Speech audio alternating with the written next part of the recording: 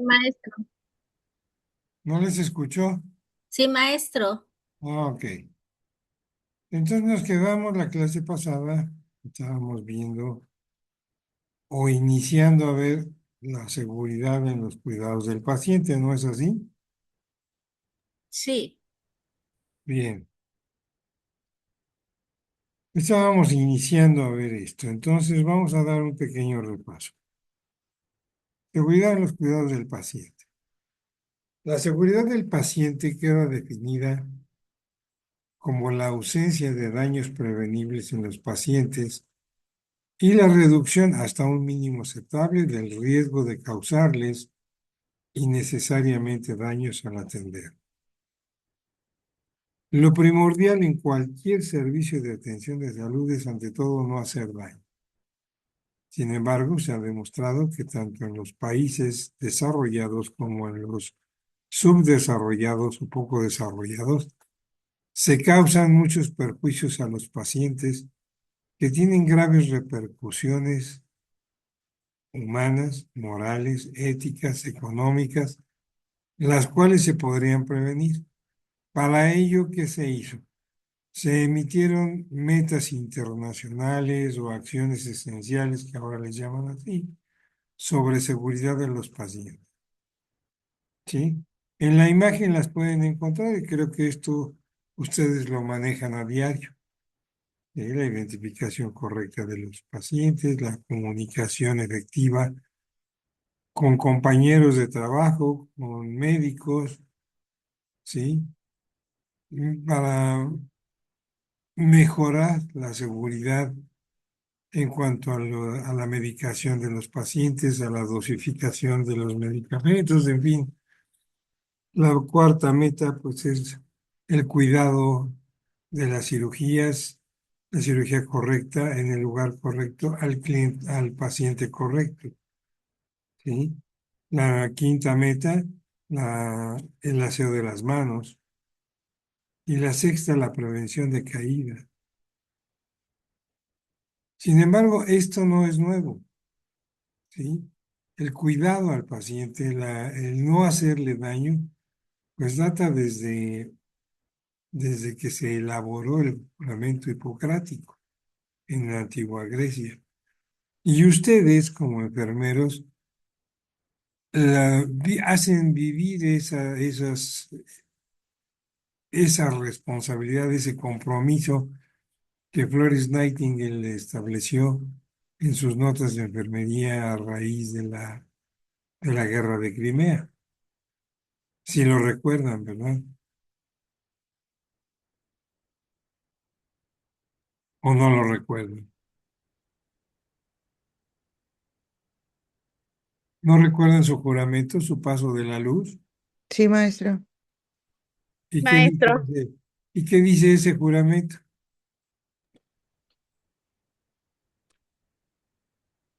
Ya ni se acuerdan. Pero uno de los compromisos que de ahí se derivan es justamente no hacer daño al paciente, ¿sí? Entonces, en el contexto asistencial más amplio, la seguridad al paciente consiste en un conjunto de actividades organizadas que nos van a permitir establecer procesos, sistemas de valores, procedimientos, comportamientos, tecnologías y entornos de atención con los que vamos a estar en posibilidad de reducir los riesgos de forma constante y sostenible.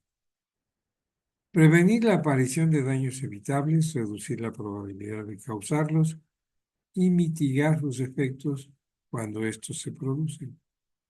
¿Sí? En la imagen están señaladas las buenas prácticas de seguridad al paciente, procesos institucionales seguros, procesos asistenciales, involucrar a los pacientes y a sus allegados en su seguridad, ¿sí? Incentivar prácticas que mejoren el cuidado de los profesionales, ¿sí? Es decir, incentivar, promover y gestionar la implantación de prácticas seguras en la atención de salud. ¿sí? Esas son algunas de las buenas prácticas que debemos tener, ¿sí? El acercamiento con el paciente, con los familiares, para informarlos, para darles capacitación sobre los cuidados que puedan tener, primero dentro del hospital y hasta dónde pueden llegar, posteriormente con el alta del paciente, cómo deben tratar al paciente en su domicilio, ¿verdad? Y entonces, de esa manera, estamos cumpliendo con una buena práctica de seguridad para el paciente, porque de hecho lo estamos protegiendo. En la imagen podrán ver las acciones esenciales para la seguridad del paciente. Decíamos la identificación del paciente. ¿Cuántos errores no ha habido por una mala identificación? ¿Perdón? No la escuché. Se oye su voz muy cortada. ¿Quién me está hablando de Samsung? ¿Quién es?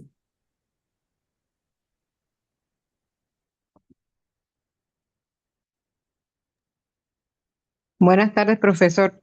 Soy Ana Cano, pero no les estaba hablando, perdón, es que me encendió el micrófono. Ah, ok.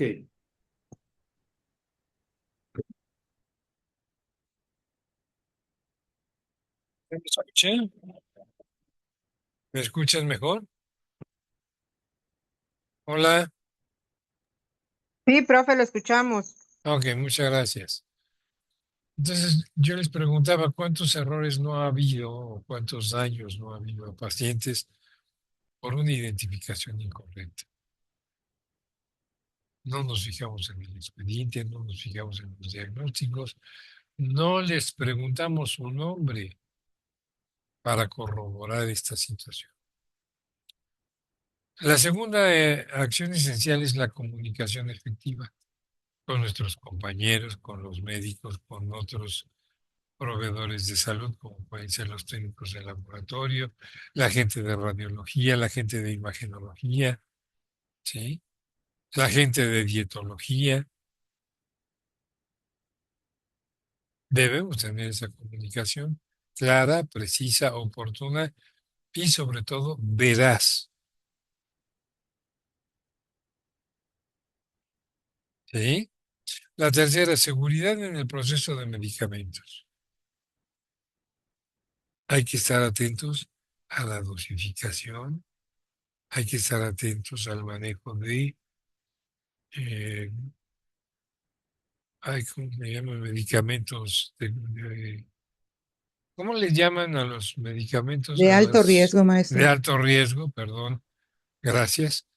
Sí, deben tener mucho cuidado en sus manejos y en el conocimiento, en el manejo de caducidades, en cómo se van a aplicar al paciente también. Seguridad en los procedimientos, tanto en curaciones como en procesos quirúrgicos. Reducción de riesgos de infecciones asociadas a la atención de salud. La reducción de infecciones nosocomiales es muy importante. ¿Por qué? Porque le cuesta mucho dinero al sistema de salud la permanencia de los pacientes dentro del sistema por un error nuestro, por no sabernos lavar las manos. ¿Sí? Y lo mismo sucede con los médicos, ¿eh? No es particular de enfermería esta situación. Muchos médicos les hacen las pruebas, los someten a un lavado de manos y no saben hacerlo correctamente. Reducción del riesgo de daño al paciente por caídas. Hay que estar atentos si se utiliza algún dispositivo para deambular, se utiliza muletas, andaderas, bastón, ¿sí? En la hospitalización, cuidar el funcionamiento correcto de los barandales de la cama, los bancos de altura, ¿sí? Los rodamientos que tiene todo, no tener cables en el piso. Ujú. Todo eso hay que cuidarlo.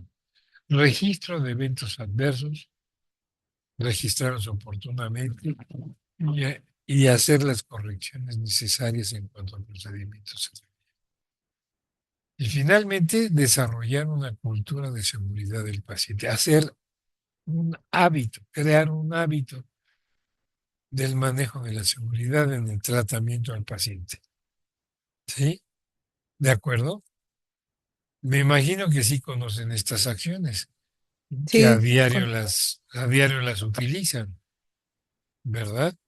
sí, Deben de estar atentos a ello. No se establecieron nada más porque sí. Y estos tienen una finalidad y es una finalidad mucho, muy importante, que debemos atender, que debemos cuidar, sí, que debemos observar para beneficio nuestro y de nuestro paciente.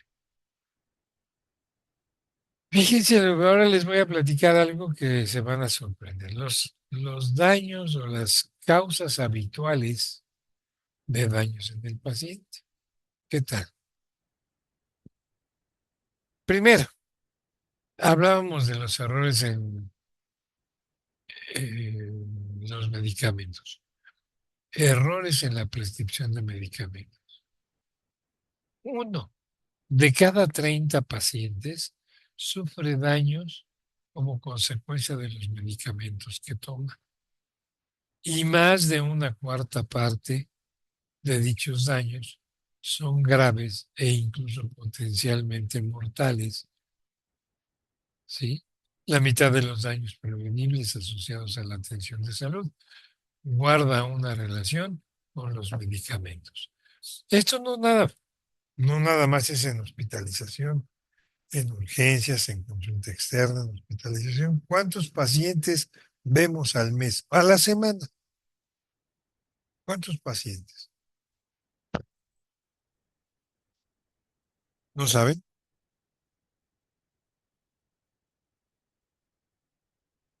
¿Tienen referencia de cuántos pacientes hospitalizados en urgencias y en consulta externa tenemos que son sujetos a medicación?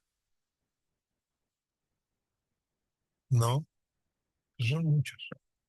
Dividan esa cantidad que puedan conocer entre 30 y podrán darse cuenta cuántos pacientes sufren,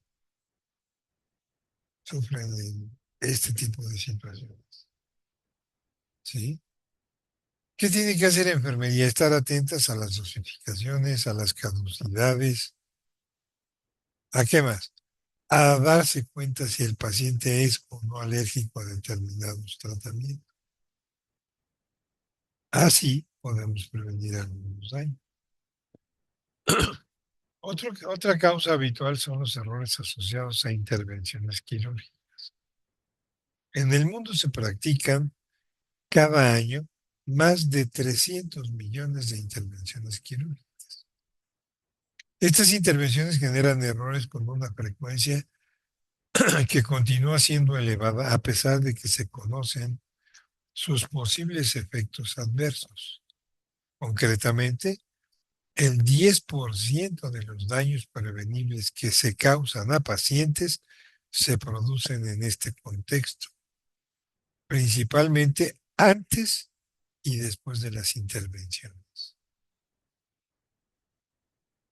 Otra causa habitual de daños: infecciones asociadas a la atención de la salud.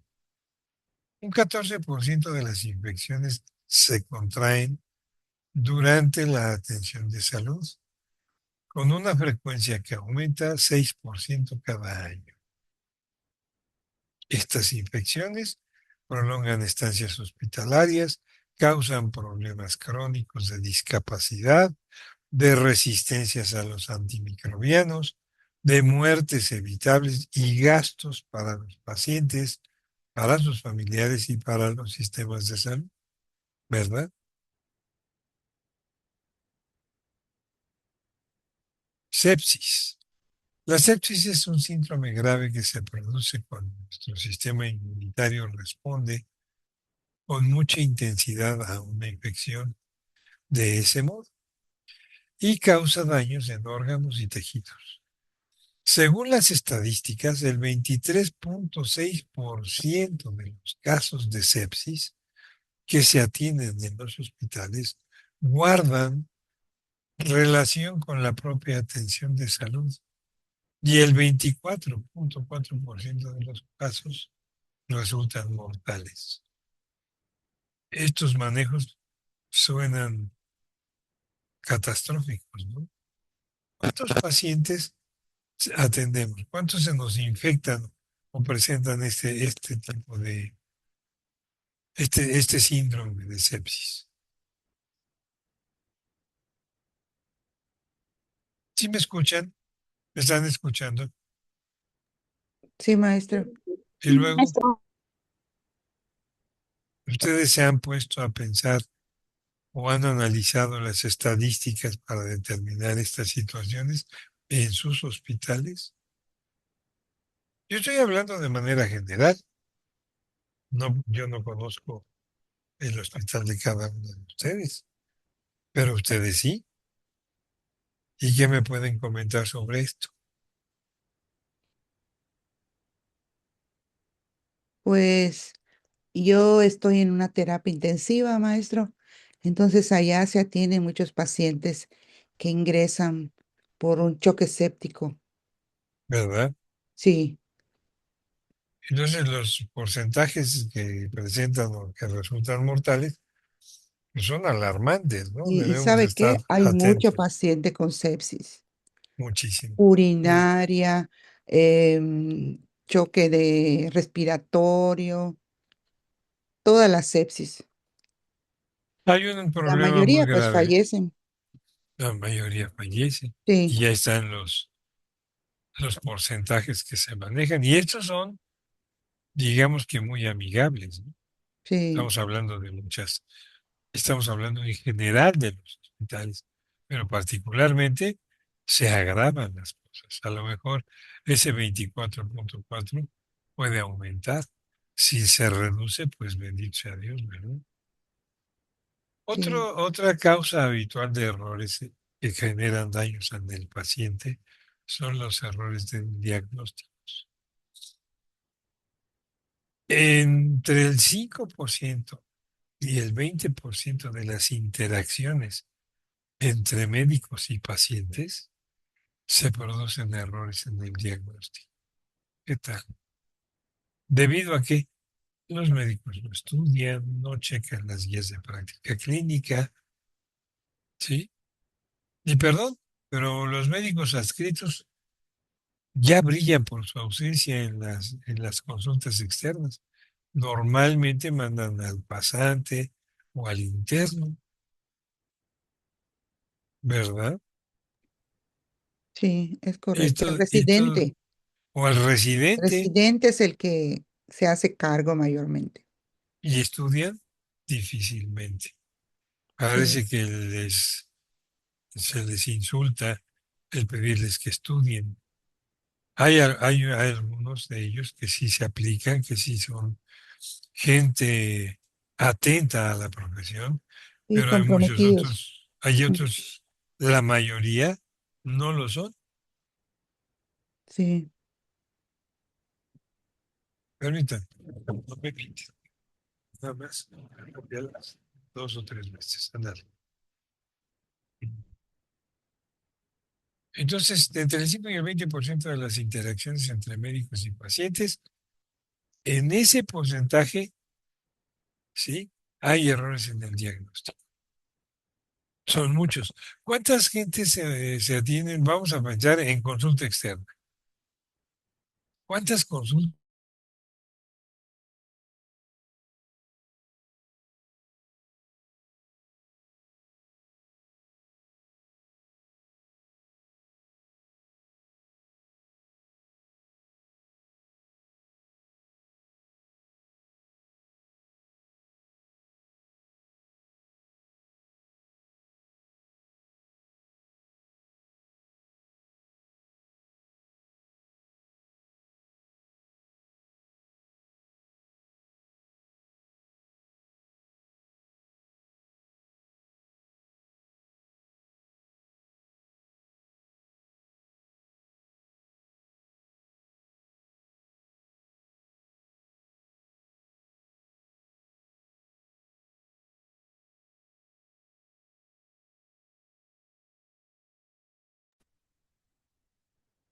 Hola,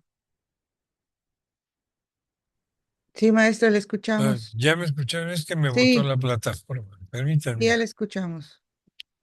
Y no les preguntaba yo cuántas consultas externas tenemos en un mes. A ver, Mm, díganme. pues, Según sus estadísticas, ¿de acuerdo? ¿No saben? ¿No tienen ni idea? No, maestro. ¿Por qué no, oye? ¿Por qué no, Karina? ¿En qué servicio está usted, Karina?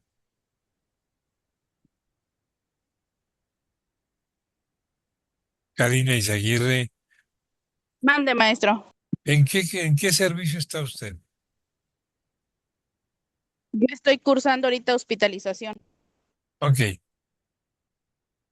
En la hospitalización, ¿cuántos errores en diagnóstico se han detectado en un mes? ¿Cuántos errores qué, perdón? En diagnósticos se han detectado en un mes en su hospital, por supuesto.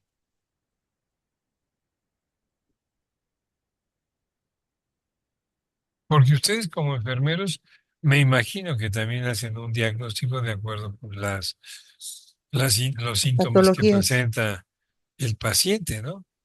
Ante las diferentes patologías que se atienden. Bueno, no La se verdad afanen. desconozco. Perdón. La verdad desconozco el porcentaje. No, aquí te estoy diciendo entre el 5 y el 20% de las interacciones entre médicos y pacientes se producen errores en el diagnóstico. Es un porcentaje que se está estimando o que se da en un global de análisis, de estudio en muchos hospitales. Y ustedes particularmente pueden darse cuenta de los errores que se pueden cometer, porque un error en diagnóstico nos puede llevar a qué? A una mala terapéutica, a un error de consideración de consecuencias mortales para el paciente y de consecuencias administrativas, civiles o penales para el personal de salud, ¿verdad? Debemos estar atentos. Sí, Entonces, de acuerdo con una serie de informes realizados por médicos, en al menos el 7%, fíjense, al menos en el 7% de los ingresos hospitalarios de adultos, se encontraron errores diagnósticos perjudiciales. Y las cifras que la mayoría de las personas se enfrentan con este problema es que al menos una vez en su vida pasan por ahí, por errores en el diagnóstico. Esto es grave, ¿eh? Caídas de pacientes. El evento adverso más frecuente en los hospitales son las caídas de pacientes, con una incidencia de 3 a 5 casos por cada 1000 días cama. En más de una tercera parte de los casos, estas caídas causan traumatismos que afectan los resultados clínicos y suponen gastos para los sistemas de salud, principalmente. ¿Sí? ¿Comentarios, preguntas hasta aquí? ¿Dudas? No, profesor. Bien. Les recomiendo, chequen sus estadísticas, apliquen estos porcentajes para que ustedes se den cuenta qué tienen en las manos. sí, maestro. Tromboembolias venosas. Uno de los mayores daños causados por la atención de salud son las tromboembolias venosas.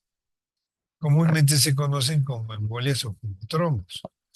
En concreto, representan 1/3 de las complicaciones de las estancias hospitalarias. Se trata de un evento adverso que también podría prevenirse, ¿verdad? Úlceras de decúbito. Las úlceras de decúbito pueden aparecer cuando determinadas partes del cuerpo presionan una superficie durante un periodo prolongado y pueden afectar la piel y los tejidos blandos. Esto se puede presentar mucho en hospitalización, en UCI, ¿verdad? En terapia intensiva. Sí, A pesar de este problema, se pueden prevenir en gran medida. Este problema de úlceras del vómito afecta a 1 de cada 10 pacientes hospitalizados. Se trata de un problema que incide enormemente en la calidad de vida y en la salud mental y física de las personas. Y que si no se trata rápido, puede tener consecuencias mortales. ¿O no es así? sí, ¿Verdad que sí? sí, Prácticas riesgosas de transfusión de sangre. Las transfusiones innecesarias y las prácticas de transfusión no exentas de riesgo exponen a los pacientes a la posibilidad de sufrir reacciones adversas graves y a contraer infecciones transmisibles a través de ellas. De acuerdo con los datos relativos a las reacciones adversas a la transfusión procedentes de un grupo de 62 países, entre ellos México, la incidencia media de las reacciones graves por cada 100.000 unidades de sangre o hemoderivados fue del 8.7%.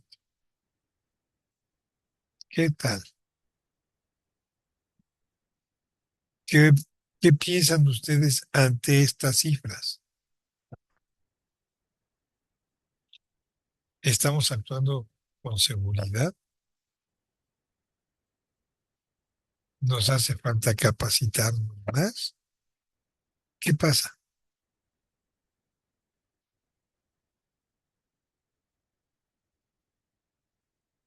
Hola, ¿qué me botó la plataforma otra vez? ¿Ahí están ustedes?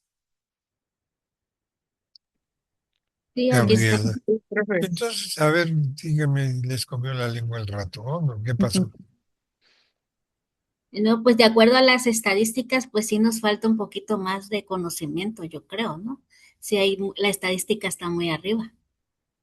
Son muy altos, ¿no? Sí, sí, Y es tanto para médicos como para enfermería, ¿eh? sí, ¿Y quién pasa más tiempo con el paciente? la enfermería. enfermera.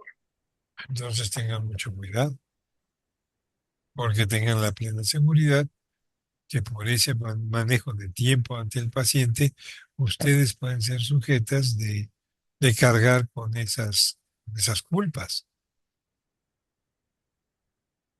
Tengan atención y fíjense bien en sus notas de enfermería. Sí, Otra causa habitual de daños es los errores relativos a la identificación del paciente.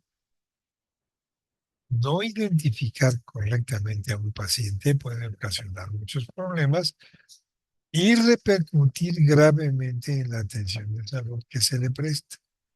Por ejemplo, podría tener consecuencias catastróficas como practicarle una intervención quirúrgica en un lugar erróneo. En un informe publicado en 2018 por la Comisión Conjunta de la Secretaría de Salud se menciona que de una serie de 3.326 incidentes que afectaron a pacientes entre 2014 y 2017, 409 eventos fueron de mucha gravedad y esto representó el 12.3% de esos 3.326. Y estos guardaron relación con errores en la identificación del paciente. Y esto no es una situación así dada en 2018, años atrás, no me recuerdo cuántos, pero ya tiene algún tiempo. No me acuerdo si fue en Mexicali o en Sonora, en el Seguro Social. En lugar de amputar una pierna izquierda, amputaron la derecha. En lugar de hacer una histerectomía a una mujer de 45 años, se la practicaron a una joven de 18. ¿Qué tal? Por no identificar correctamente al paciente. No sé si ustedes hayan tenido este tipo de experiencias en sus hospitales o si se les han presentado esos casos. Les pregunto. En mi caso, mi trabajo, sí nos sucedió algo, pero en cuanto a, yo estoy con neonatos en tococirugía. Ajá, Resulta que nos ha pasado que dos pacientes han tenido el mismo apellido, ajá. similares. Había dicho el mismo apellido, por decir García Morales, García Morales. Y los bebés pues se identifican de la misma manera, García Morales, García Morales. Pero RN García Morales. sí, exactamente. Entonces, Y ha pasado que se ha cambiado el bebé, ejemplo, de la paciente García Morales a la otra García Morales. claro, Y los dos son varones. Entonces, bueno, se dieron cuenta mis compañeras porque la mamá pues quedó viendo al bebé, una de ellas, dice, "Pues es que mi bebé no es así, es morenito y ese está más güerito y ¿cómo?" Y empiezan ahí las investigaciones y se dan cuenta que efectivamente habían dos pacientes con el mismo apellido, pero los bebés los tenían cambiados. Entonces ahí como que empieza a haber la desconfianza de los pacientes porque pues confundieron a sus bebés. Entonces eso sí nos ha pasado. imagínense que se los hubieran llevado. Exactamente. Yo creo que usted no estaría aquí con nosotros. Ajá. Les hubieran aplicado. A todos los que están en ese momento en el servicio se los lleva la policía para deslindar responsabilidades. ¿O no? Sí, claro, claro, Todos se exactamente. van, todos se van para la delegación. Todos. Sí, claro, en que hacen las investigaciones mientras ya a todos nos... Los perjudicar, los Así es. pasaron a cuchillo, ¿verdad? Sí. Otro daño, otra causa habitual de daños en el paciente, y esto ustedes lo manejan con una cotidianeidad y una displicencia muy grande. Las prácticas riesgosas de inyección, ¿sí? Fíjense, cada año se administran en el mundo 16.000 millones de inyecciones. Las prácticas de inyección poco seguras exponen a los pacientes y a los trabajadores de salud y asistenciales al riesgo de sufrir eventos adversos, tanto de carácter infeccioso como de otra índole, ya sea civil, administrativo o penal. Una inyección que representa en el sector salud. Un proceso que,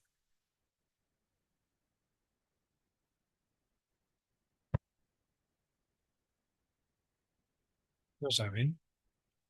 Un proceso de riesgo. Un proceso invasivo, Ujú. ¿sí? Y cuando se presentan los procesos invasivos ante un paciente, ¿qué debemos hacer antes de realizar? Verificar si no es alérgico al medicamento, si ya le han puesto otras veces Ok, el ¿y qué, medicamento, y qué más? Algo mm, bien importante, la caducidad del medicamento. ¿no? La Bueno, vía, maestro. Ya. no, ya sabemos que es o IM o IB. Ajá. Los cinco correctos, ¿no? A ver, dígamelos. Paciente Paciente con correcto. Paciente correcto, ¿qué más? Medicamento correcto. Sí, ¿qué más? eh, Lugar, Vía área correcta. correcta, vía correcta, ajá. Ok, pero hay algo todavía más importante. Tendríamos que checar lo que son todas las acciones esenciales y ya en eso incluye lo que acaban de comentar. Bueno, es evidente que así debe de ser, pero hay algo que se les escapó a todas. El consentimiento debidamente informado. Todos los eventos invasivos en un paciente requieren de sus firmas, ya sea del paciente en sí mismo o de un familiar. ¿Sí o no? La toma de muestras en laboratorio también es un procedimiento invasivo. Se asume que ellos tienen un consentimiento otorgado.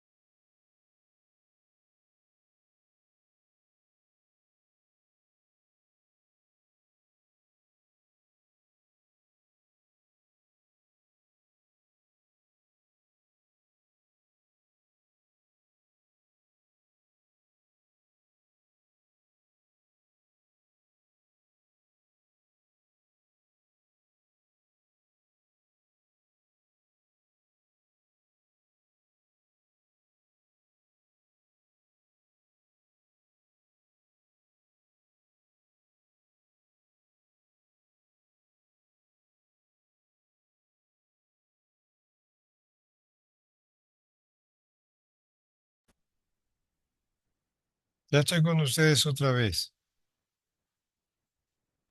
Sí, maestro. Ok, maestro. Entonces, si checan el expediente clínico para ver esos consentimientos, esa documental que debe de estar en el expediente, ¿sí lo checan o no? En mi hospital, cuando ingresan, tienen que firmar primero todos los consentimientos y pues ya todas sabemos que aceptan del tratamiento que se les va a dar. Y están seguras que lo firman. Sí, maestro, es un requisito para poder de estar en urgencias, para poder pasar a hospitalización. Si no hay consentimientos firmados, pues no ingresa el paciente. Ok, yo estoy de acuerdo con ustedes, pero tienen que verificar esa situación. Porque fíjense que todo esto, sí, mediante modelos matemáticos en un estudio se calculó que en un periodo de 10 años, del año 2000 al 2010, la ausencia de inocuidad en las inyecciones causó un número muy elevado de casos de infección. 1,67 millones de casos por el virus de hepatitis B, entre 157,000 y 315,000 por el virus de hepatitis C, ¿sí? 158 más 315, ¿cuánto suma?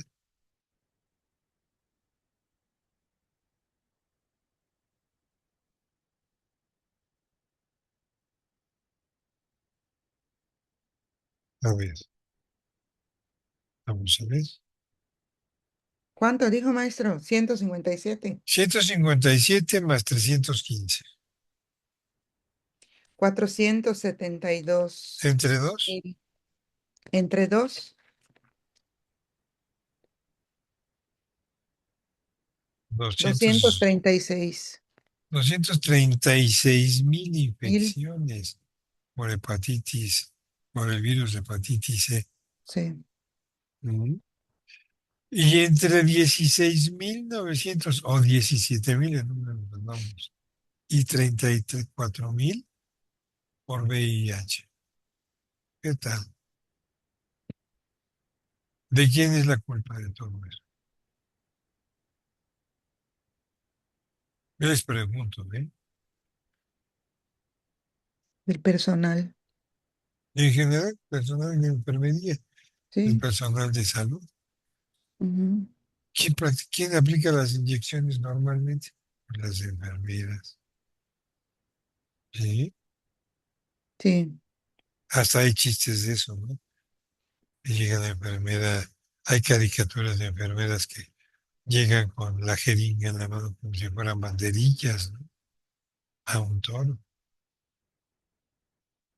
Son bromas que se hacen, pero que al final de cuentas, pues sí afectan, ¿no? Si nos hacen sentir medio raros. Deben tener mucho cuidado con todo esto, porque se pueden meter en un problema grave.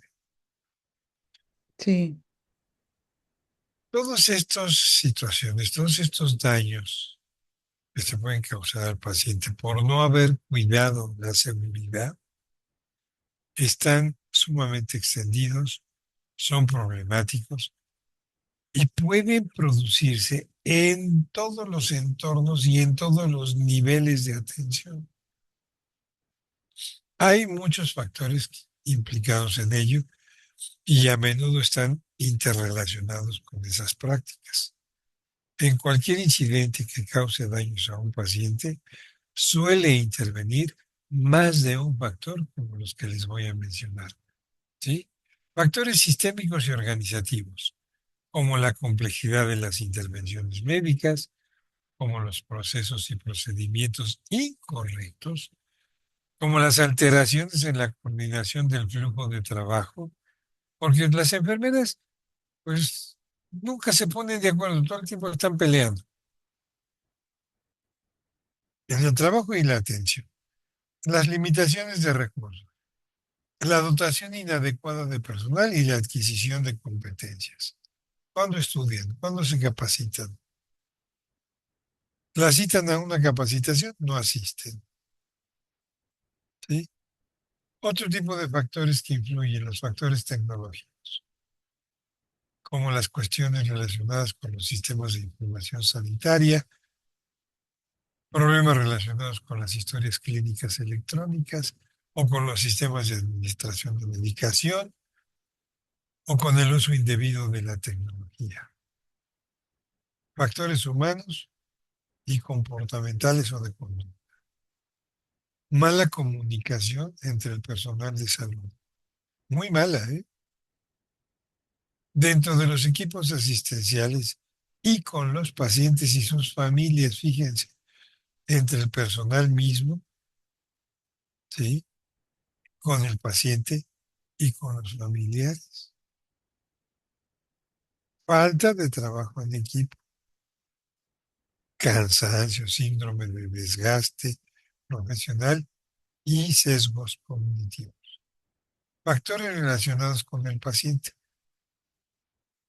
Cuenta con poca cultura sanitaria, falta de implicación e incumplimiento terapéutico. ¿Cuántos pacientes llegan que se les olvidó tomar el medicamento, que interrumpen el tratamiento, que ya se sintieron bien y regresan con nosotros a los 2, 3 días, pero bien graves?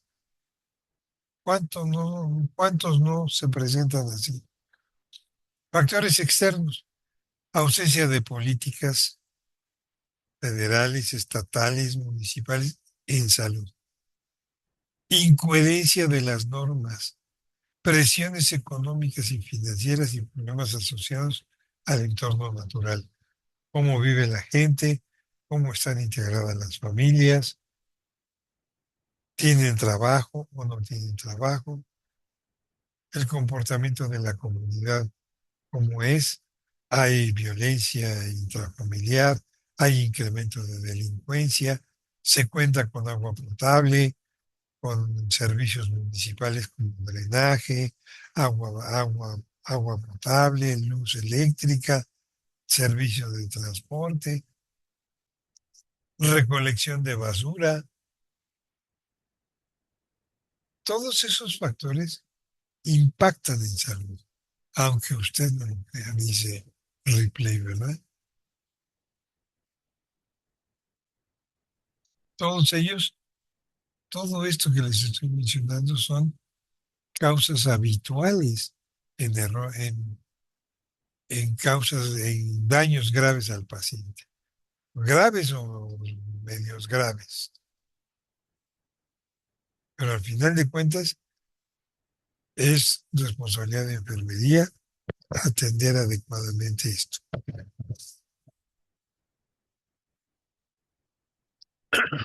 La mayoría de los errores perniciosos no se deben a prácticas incorrectas de un trabajador en salud o de la salud en particular, ya sea de cuestión de asistencia, ya sea de que pertenezca a un grupo asistencial o a cualquier otro grupo de trabajo, sino que estos errores son producto de deficiencias sistémicas o procedimientos que desencadenan dichos errores humanos. ¿Por qué? Porque no revisamos los procedimientos, porque no los actualizamos.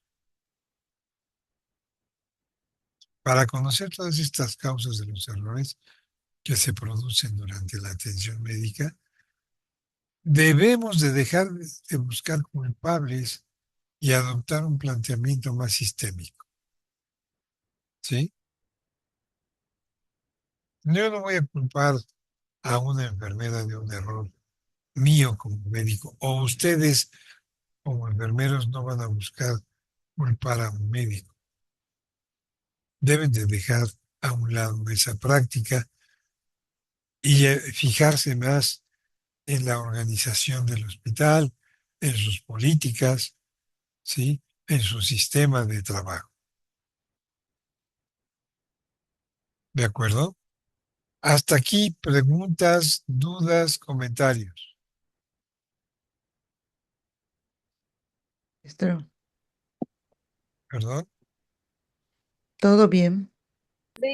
Todo Sí, bien. profe, todo bien. No hay dudas de nada. No, todo se entendió muy bien. Bueno, conste, ¿eh? A la hora del examen, a ver qué me dicen. Podemos afirmar entonces que los errores son consecuencia de las deficiencias existentes en las estructuras y los procesos del sistema. Y se puede evaluar el grado de estrés que soportan los trabajadores de los establecimientos de atención de salud, que son entornos complejos y en continua evolución.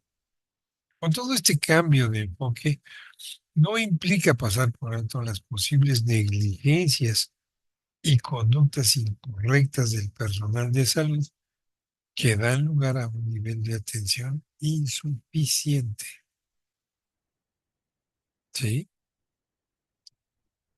Y no estoy hablando particularmente de enfermería, estoy hablando del personal en salud, médicos, enfermeras, técnicos en laboratorio, trabajadores sociales, que se relacionan y que dan de alguna manera atención al paciente. La gente de cocina, la gente de las dietólogas o las nutriólogas también tienen que ver con esto, ¿sí? O sea, no es particular de enfermería. Así se deslindan responsabilidades, pero tomen en cuenta que todo el paciente recibe una atención integral, multidisciplinaria, y toda la gente que interviene ante un paciente debe de dejar su nota en el expediente clínico, porque el expediente clínico tiene un carácter importante, sobre todo en los hospitales públicos, ¿sí? Toda la gente que hace una nota de enfermería médica, de dietología, de trabajo social, de cualquier área, pero que se registra en el expediente clínico, adquiere el carácter de fe pública. Quiere decir que quien hace una nota en el expediente clínico se convierte en notario público, ¿sí? Y entonces cuando hay procesos médico-legales, el expediente clínico de un hospital público es un documento de fe pública, mientras que el expediente clínico de un hospital privado es una prueba legal. Es completamente diferente. Una prueba legal es susceptible de echarla para abajo. Una fe pública es inamovible. Por esa razón, deben de registrar clara, precisa y verazmente todas sus notas de enfermería. Las que sean enfermeras, las que sean médicos, las que sean trabajadoras sociales, igual. ¿Estamos de acuerdo? Sí, Hola. maestra. Sí, Sí, maestra. Debe tener mucho cuidado con todo eso, ¿eh? Bien, ahora vamos a iniciar a ver otros aspectos importantes de lo que es la seguridad del paciente. Yo los dividí en dos partes. Esta es un poquito más compleja, más detallada.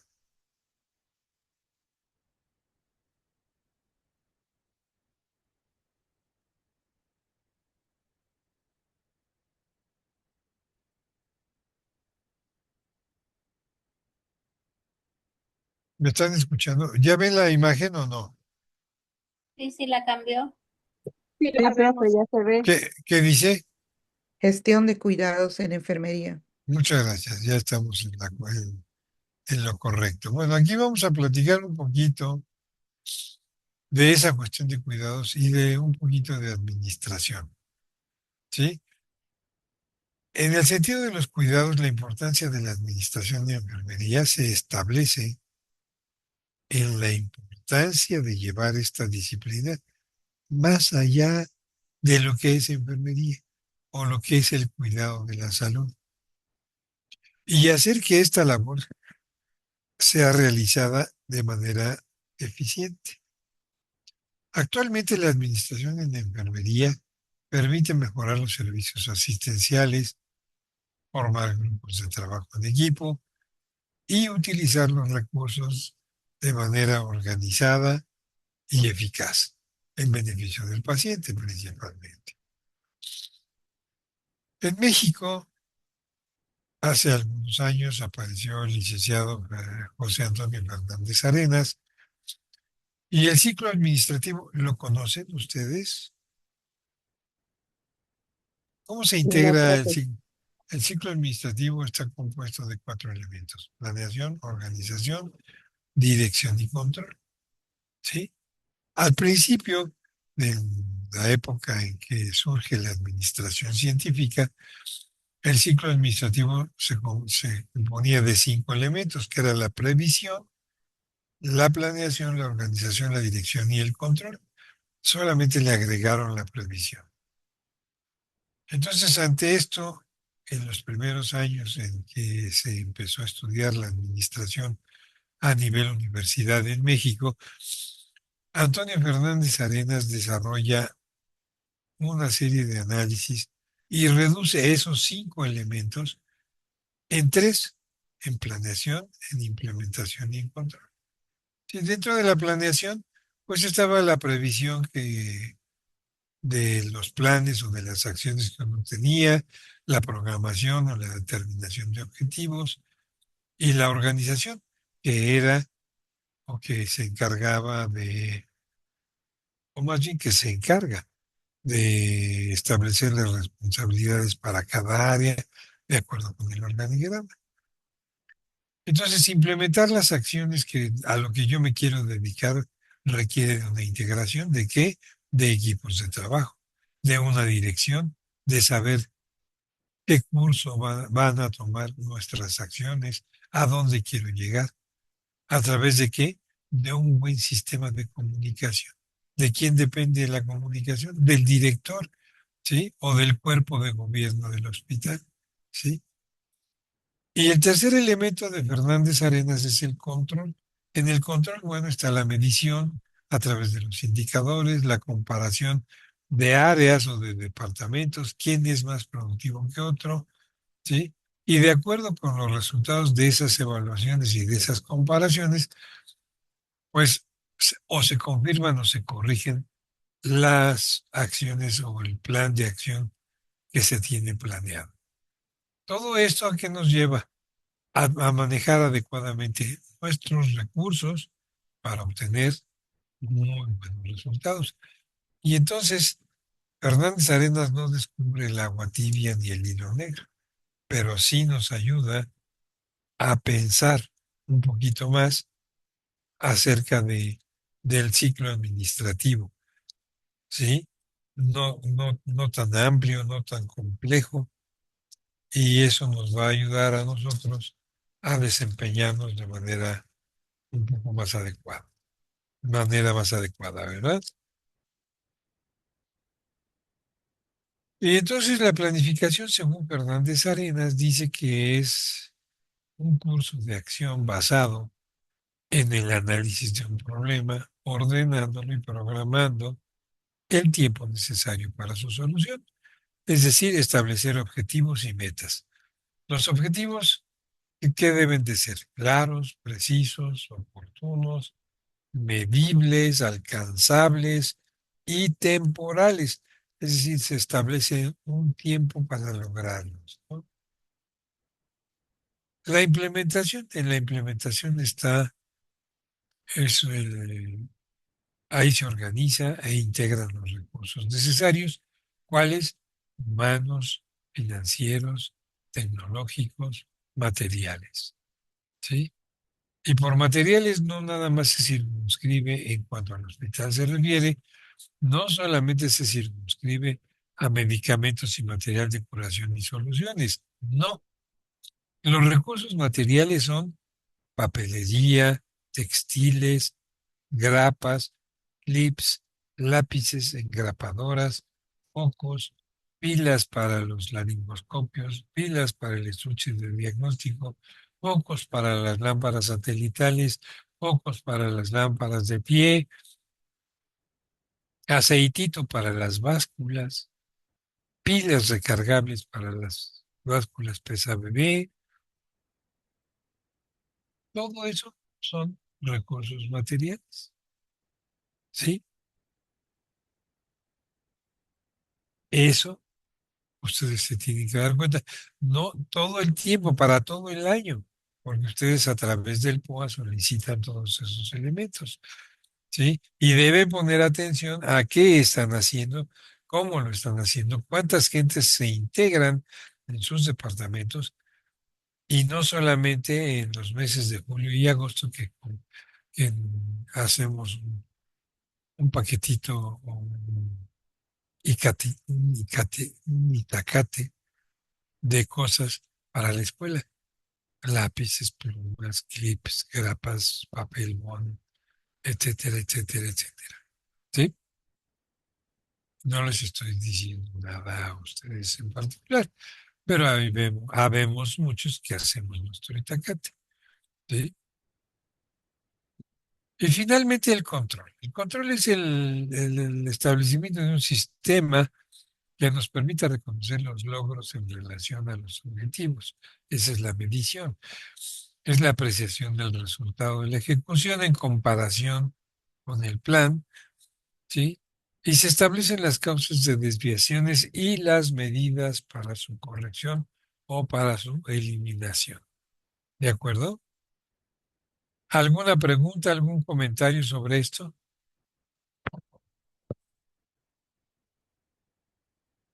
Hola,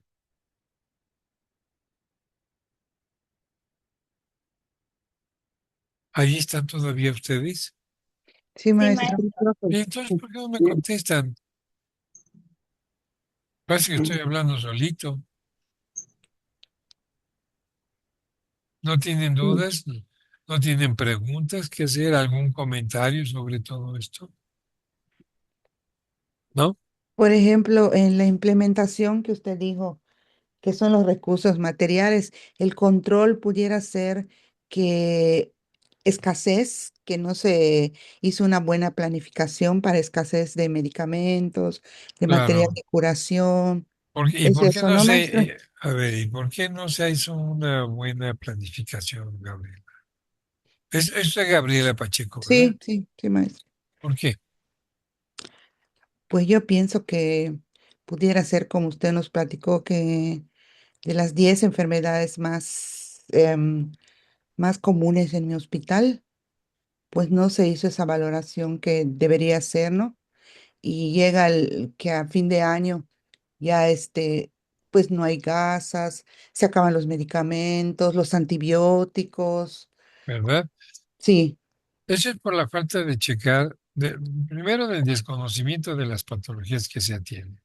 Segundo, de la falta de atención a las alertas epidemiológicas para conocer la transición epidemiológica que puede sufrir mi comunidad y cómo debo de prevenirme o cómo debo de atender todos esos cambios. El sí. registro estadístico médico, cuántos pacientes tengo y ¿Quién se te así pegó? determino. ¿Perdón? ¿Quién es? Sí, dígame.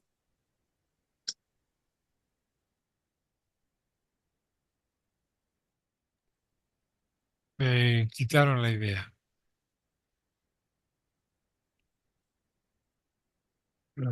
A ver, acuérdenme que dije, me robaron la idea. O sea que lo que le estaba yo comentando, que no Sí, es, ya me acordé.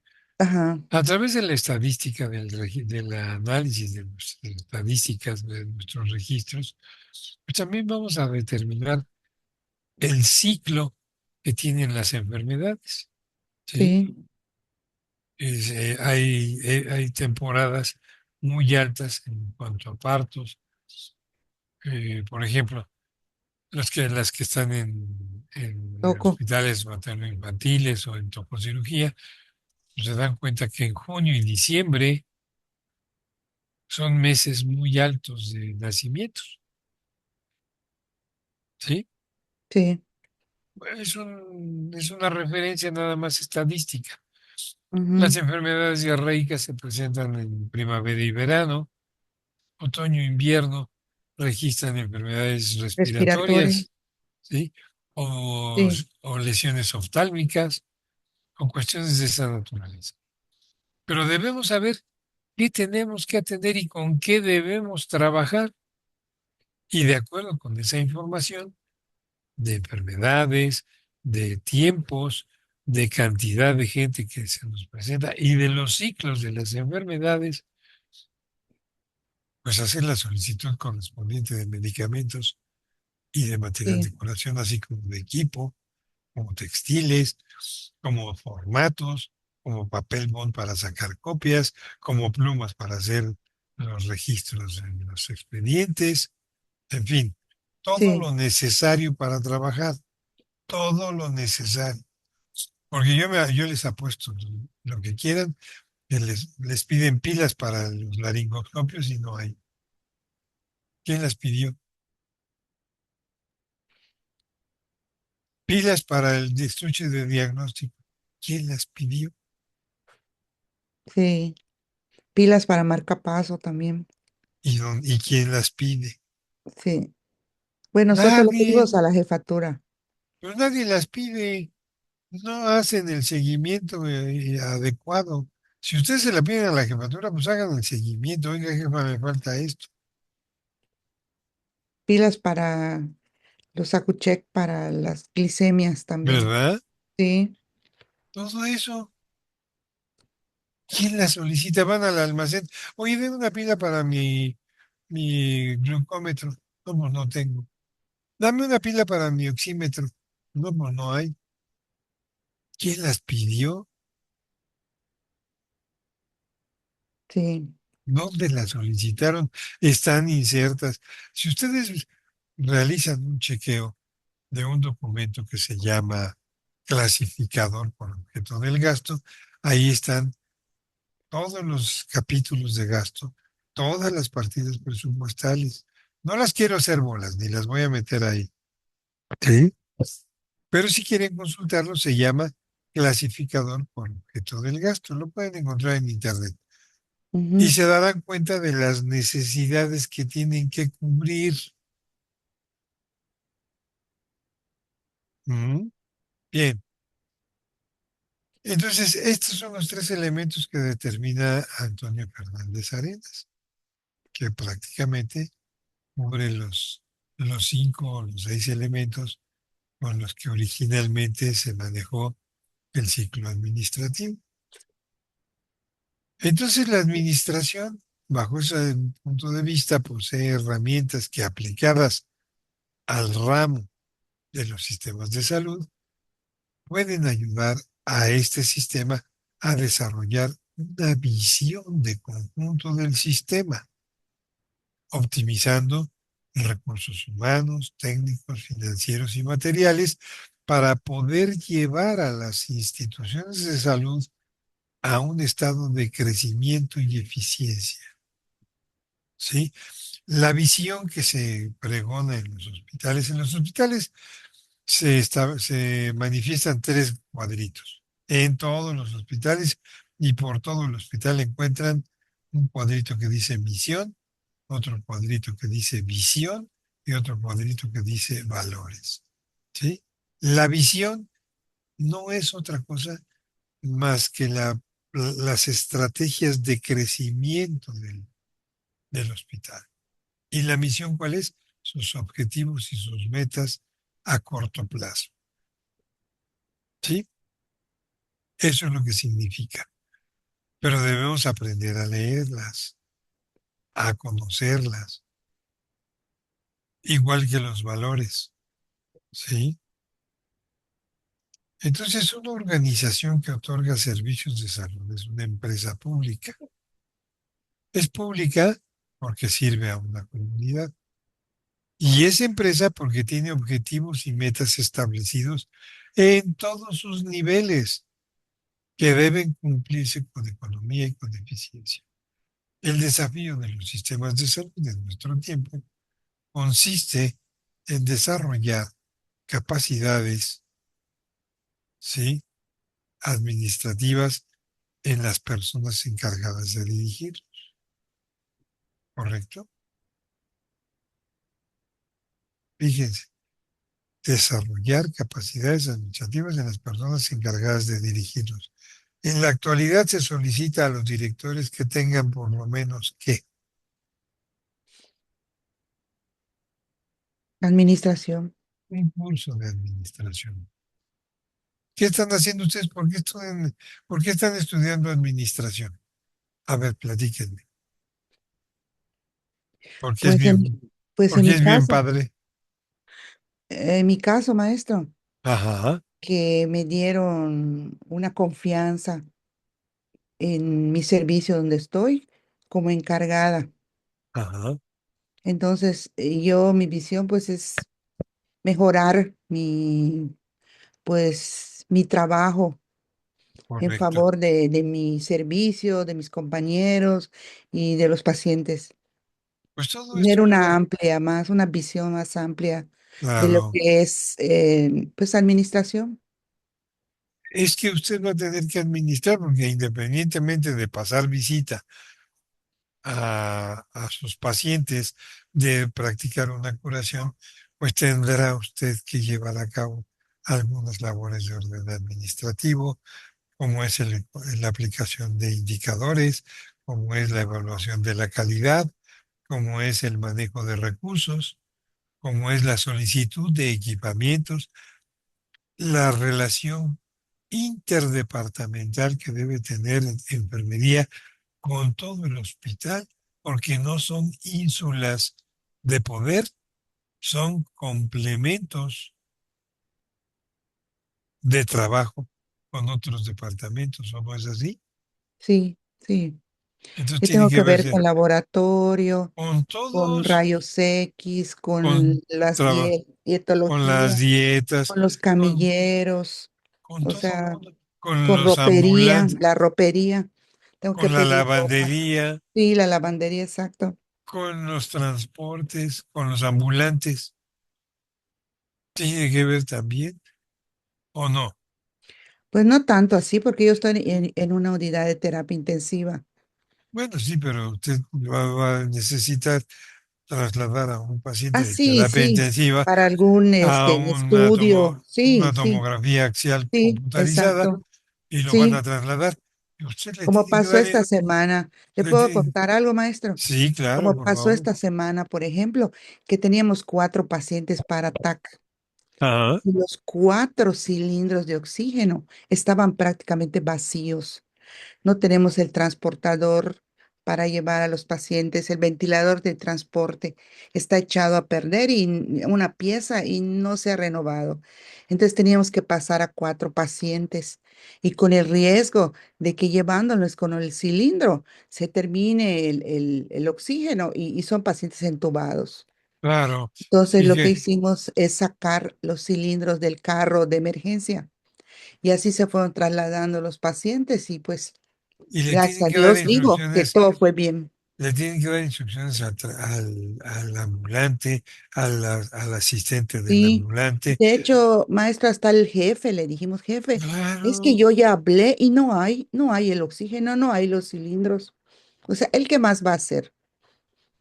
Usted lo que tiene que hacer es hacer un documento donde fundamente el porqué de la necesidad de que todos sus equipos estén funcionando al 100%. Sí, Si no lo hace, le van a llamar la atención a usted. ¿Por qué sí, no porque insististe? ¿Por qué no diste seguimiento a tu petición original? sí, Entonces ponga atención, tenga cuidado, Gabriela. sí, sí, maestro, claro. Tenga mucho cuidado. Y si está ahorita como encargada, Sí, pues más todavía. perdóneme la expresión, es muy populachera, pero todas las pulgas se le van a subir a usted, ¿eh? Claro, claro, sí, Entonces tenga mucho cuidado y sí, ponga atención y cúbrase. Es sí, importante. No, no se lo digo con una mala intención, sino se lo digo con el afán de que estudie, de que lea, de que sí, sus justificaciones y sus fundamentos tengan bases sólidas, sí, maestro. que no sean tan refutables para la gente, que la gente se dé cuenta de las necesidades que tienen y del porqué de atenderlas. Sí, Bien, sí, es entonces, correcto. en la actualidad, la administración de los sistemas de salud, fíjese bien, requiere un conjunto de habilidades y técnicas con base en un equilibrio armónico que proporcione la preparación suficiente al directivo y le permita llevar a cabo una secuencia de acciones para alcanzar objetivos determinados en la solución de problemas prioritarios. ¿De acuerdo? Es lo que estamos platicando, Gaby. Sí, maestro. Ahora bien, un administrador en salud debe tener una visión holística e integral del sistema. Por esta razón, su visión y su quehacer rebasa la administración de una clínica, de un hospital, de una unidad médica o de un centro de salud, ¿sí? El administrador debe de ser capaz de diseñar o planear las acciones y los objetivos, de desarrollar las operaciones y las acciones necesarias para cumplir esos objetivos, de sistematizar, de ordenar y registrar todas esas acciones y de evaluar las mismas, ¿sí? Y de retroalimentar a través de un análisis de orientación de acciones y metas de todos los planes y programas de trabajo de los mismos, ¿sí? De ese tamaño es la función de un administrador. Y un administrador no se refiere al subdirector administrativo, se refiere a un director, a un subdirector médico, a una jefatura de enfermería, a un jefe de consulta externa, a un encargado de terapia intensiva de neonatos, de hospitalización. Son administradores en salud, son administradores de un servicio al que tienen que ver de manera holística e integral para poder desarrollarlo de manera adecuada. ¿Sí? ¿Quedó claro este punto? Sí, maestro. Bien. Es importante que no pierdan de vista esto. Ahora vamos a entender eh, esto que les acabo de decir, ya que los puestos o los cargos administrativos de más alta jerarquía, directores, subdirectores, jefaturas de departamento, en el sistema de salud son ocupados por médicos o por personal de áreas afines. Esto era antes, porque ahora pues ni siquiera son de áreas afines, ¿sí? Ni siquiera son médicos, son nutriólogos, son arquitectos, son ingenieros. Esa es la transformación de la 4T, ¿sí? Y esto se deriva de la Sí, necesidad del conocimiento en el campo de la salud. Yo les pregunto, ¿los nuevos administradores, los nuevos directores conocen el funcionamiento de un hospital, los servicios con los que cuenta el hospital, las características de la comunidad a la que atienden? Ahí se los dejo de tarea. Esto genera que la toma de decisiones administrativas se centre en perfiles profesionales ajenos al área de la administración en que tengan conocimiento de la salud. De acuerdo con esto, se afirma que el personal directivo de establecimientos que prestan servicios de salud carecen de una idea definida sobre cuál es su función y qué se espera de su trabajo. Se centran solo en la imagen y el prestigio que le dan a su currículum o simplemente en la autoridad que se constituye como el modelo que se ha seguido por tradición. Y esto ha dado como resultado logros modestos, inseguridad en la toma de decisiones, agresiones externas o internas, y esto provoca una mayor división en el sector. No sé si ustedes se han percatado de ello, pero esa es la tendencia que se ha tenido en el sector salud. ¿O me equivoco?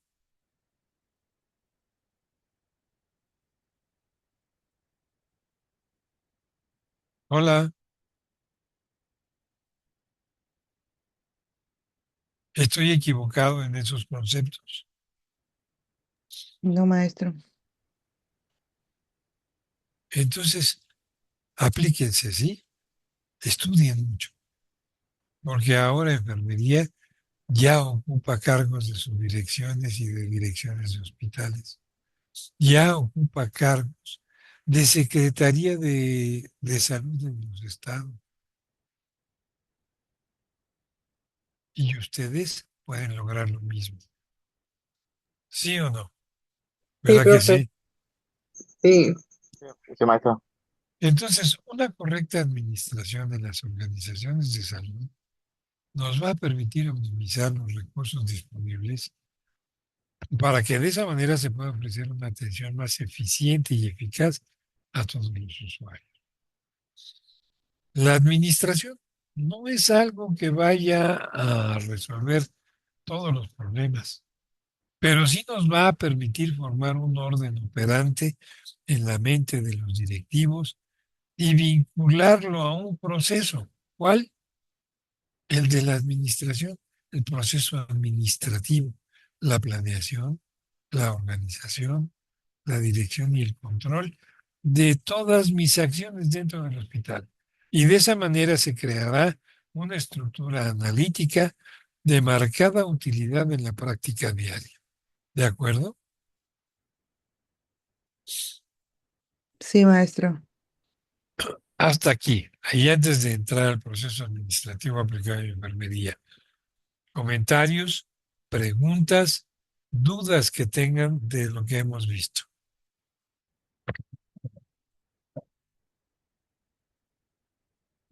¿Ninguna? No, Ninguna. maestro.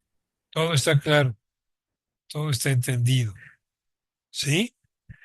Sí, maestro. Sí. Ok. Voy a pasar lista rápidamente.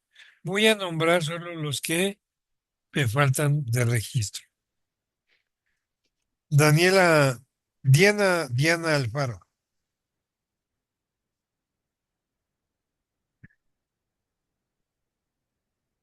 Carla Chávez del Toro.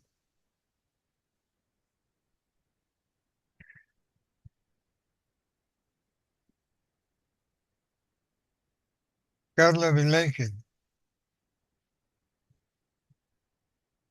Carla María del Ángel. Leslie Escalante.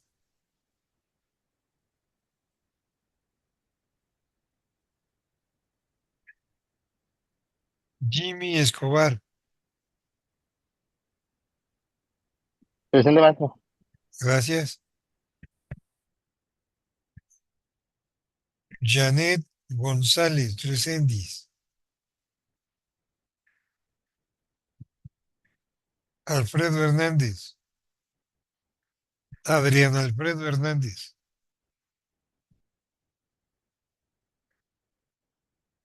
Cintia Navarrete.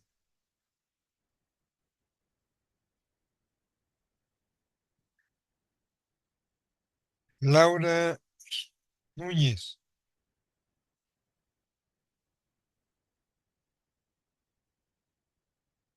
Ahí está.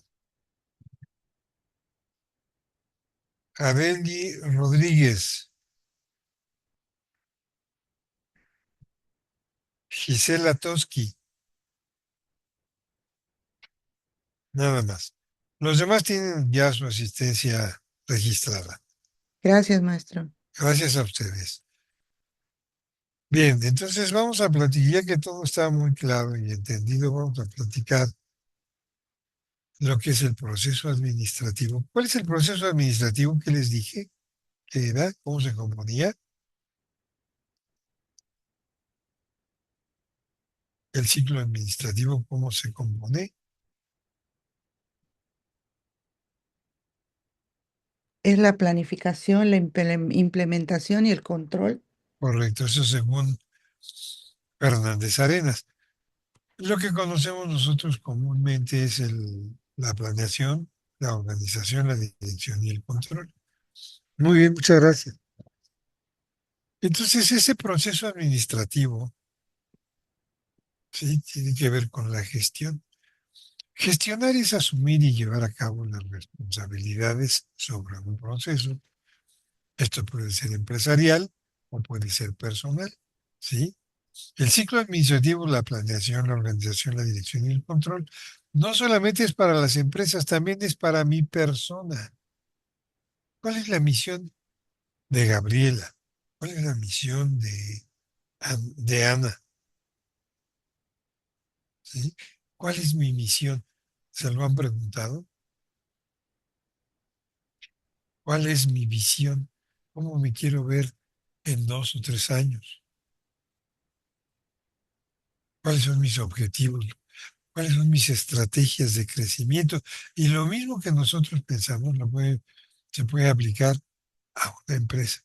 Esto incluye la preocupación, fíjense, por la disposición de los recursos y de las estructuras necesarias para que tenga lugar el comercio con todas nuestras acciones, ¿sí? La coordinación de las actividades y de sus semejantes. Esto estamos considerando absolutamente todos los elementos que requerimos, recursos materiales, humanos, financieros y tecnológicos que nos van a servir para lograr mis objetivos o mi desarrollo personal. Entonces, la gestión del cuidado de enfermería, particularmente, implica la aplicación de juicios profesionales en la planeación, organización, integración, dirección y control para brindar cuidados oportunos, seguros e integrales que garanticen la continuidad de la atención para obtener el bienestar de la salud de las personas. ¿Sí?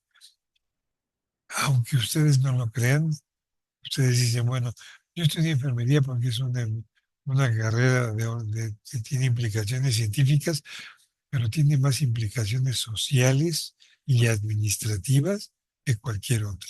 Lo mismo que la medicina, ¿eh? ¿De acuerdo? ¿Están de acuerdo conmigo o no? Sí, maestro. Sí, maestro. Entonces, a partir de aquí vamos a ver algo muy interesante, algo que creo que les va a gustar mucho.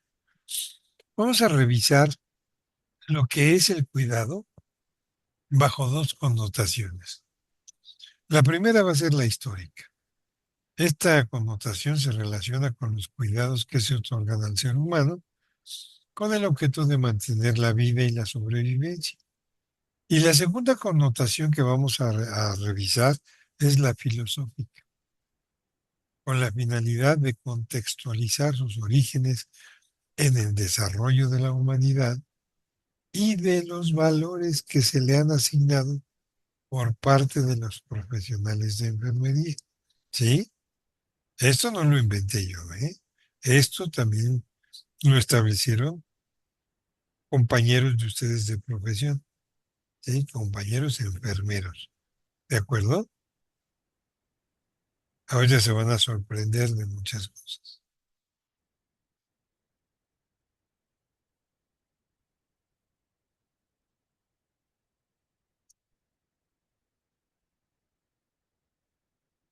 El cuidado entonces está presente.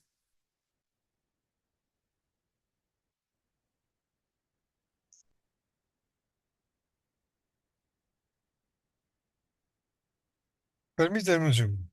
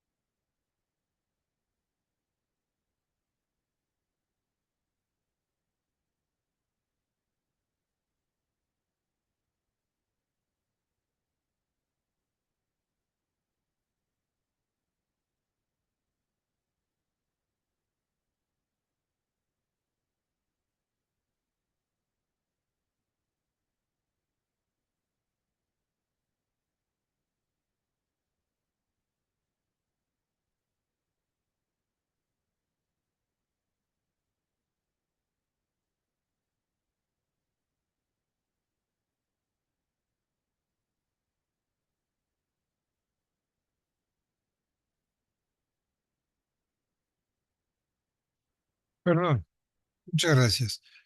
Entonces, el cuidado está presente y es inherente a la condición humana y a su existencia. El cuidado del sí, ¿qué es el cuidado del sí? ¿O qué se entiende, o qué entienden ustedes por el cuidado del sí?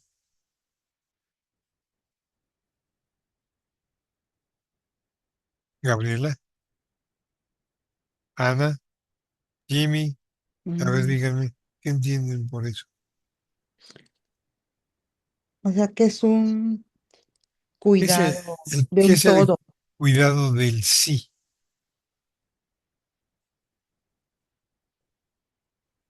El cuidado de uno mismo como enfermero.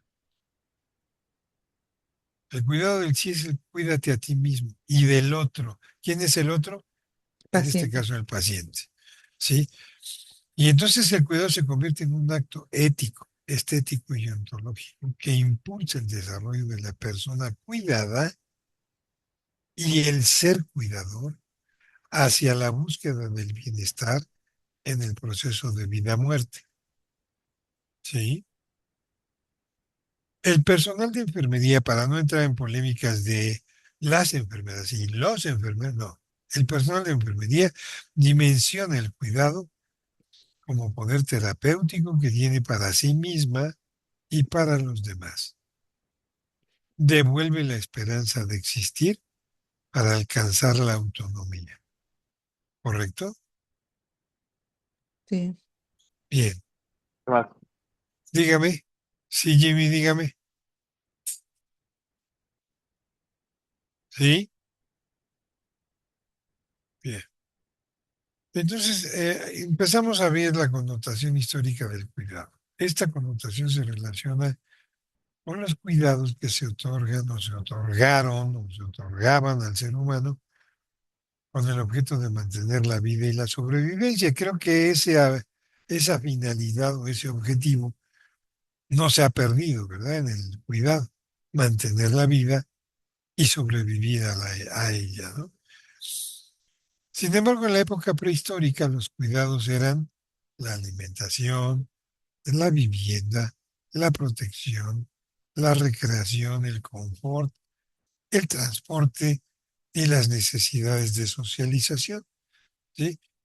Cuando el hombre aparece en la tierra, bueno, lo primero que hizo fue buscar con qué se alimentaba, ¿no? Entonces fue una manera de cuidar su vida, donde se podía cubrir de la lluvia o del frío, ¿sí? O del calor. Los buscó en cuevas o construyó casas, ¿sí? Y entonces se estableció sus viviendas. Protección, ¿qué hicieron? Crearon ejércitos, crearon grupos de cacería y de pesca para alimentarse. La recreación, bueno, pues buscaron, me imagino, que algunos juegos o algún deporte que los mantuviera en condiciones adecuadas. El confort, bueno, pues vino con la protección y la vivienda. El transporte, pues desarrollaron musculatura específica en los brazos, en la espalda, en la cintura para cargar cosas y lo mejoraron con el descubrimiento o el invento de la rueda, ¿sí? Y la necesidad de socialización, bueno, pues empezaron a fijarse en las mujeres, en crear familias, ¿sí? A desarrollar las familias, el trabajo en grupo, se formaron ejércitos, grupos de sacerdotes, grupos de guerreros, grupos de agricultores, grupos de pescadores, ¿sí? Y se generó el trabajo en grupos. Y de ahí que se visualizara la salud como un don divino. Si tú estás sano y estás fuerte, los dioses te favorecen. Ah, pero si estás enfermo, entonces los dioses te castigaron. ¿Sí? Esas, esas eran las características y connotaciones de lo que fue el cuidado.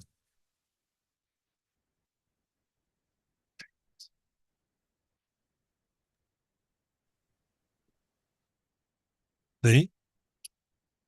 Sí, maestro. En aquellas épocas las mujeres tenían a su cargo el cuidado de los niños. Evidentemente, después de que se empezaron a generar las tribus y se empezó a familiarizar la relación hombre-mujer, ¿sí?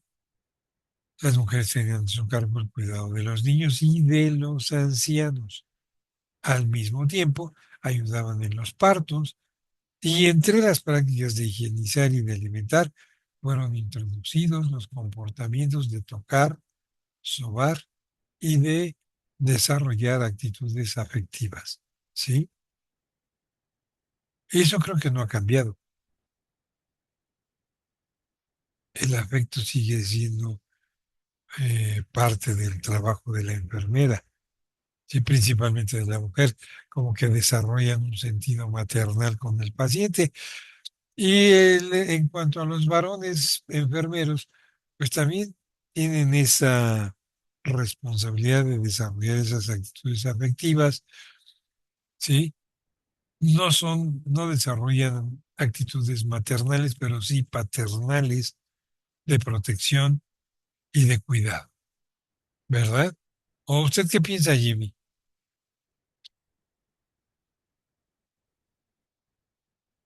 Diego, Diego Escobar, Siento que es como todo, maestro. Yo siento que es generalizado. pero sí desarrolla usted esas actitudes, esas conductas, Sí, claro que sí. ¿verdad que Se, sí? se genera la Bien. empatía hacia el paciente. Bueno, una cosa es ser empático y otra cosa es ser afectivo. Así es. ¿verdad? Empático, ¿qué quiere decir? Que usted se pone en el lugar del paciente, que usted va a pensar, que usted va a tratar al paciente como a usted le gustaría que lo trataran, Sí, claro. ¿sí? Y tener afecto en el trato es otra cuestión, es algo más de vocación de su profesión que de la propia empatía, ¿no? Así es. Ya es Bien, conjunto. Yo siento que es ya el cuidado con el afecto y la empatía. así es. Bien, muchas gracias. Sí, Entonces, paralelamente a la evolución del ser humano, sí, se dio la del cuidado, ya que los avances en la producción agrícola dieron pie a las relaciones de poder, sí, las creencias religiosas, la cultura, la economía, así como avances en la curación y tratamiento de enfermedades y heridas mediante el uso de la herbolaria, la homeopatía, la alopatía y otras terapias. Entonces el cuidado lo realizaron tanto las mujeres como los hombres, ¿sí? Y esto se decía que la gente o las tribus que tenían grandes cultivos, que tenían maíz, que tenían trigo, que tenían hortalizas, pues eran las más ricas, las más fuertes. Y desarrollaron, ¿cómo supieron ellos los efectos benéficos de las hierbas o de las plantas? ¿Cómo lo aprendieron? Por una actividad ¿cómo le llaman? De, de acciones positivas o de errores, o se intoxicaban y se aliviaban con otra hierba y así. A lo mejor así lo aprendieron. La homeopatía, pues evidentemente no de la misma forma, descubrieron las bondades benéficas de las hierbas o de algunas sustancias, ¿sí? La alopatía y la cirugía, aunque ustedes no lo crean, también la practicaban, ¿sí? ¿Cómo anestesiaban al paciente? No desconozco cómo lo harían. A lo mejor con el uso de la herbolaria o con alguna sustancia en particular. Y practicaban trepanaciones, practicaban intervenciones quirúrgicas de abdomen, ¿sí? O de tórax. Y lo hacían. ¿Por qué? Porque tenían que curar a sus guerreros, a sus cazadores, a sus proveedores de alimentación, ¿sí? ¿Y quiénes los curaban? Pues los curanderos, los sacerdotes, sí que eran los que dominaban esos conocimientos, ¿sí? Las mujeres le ayudaban al curandero o al médico a alimentar, a cuidar, a bañar, a higienizar al paciente. Sí, fíjense, desde entonces ya se hacían esas prácticas. En la actualidad, el cuidado humano ha tenido cambios importantes y ha venido favoreciendo la especialización en el conocimiento y ha desarrollado un reto a los profesionales de enfermería, en el sentido de rescatar la concepción de la persona o del paciente como sujeto y no como objeto de cuidado, tomando en cuenta sus necesidades, ¿sí? Se expresan durante el ciclo de vida.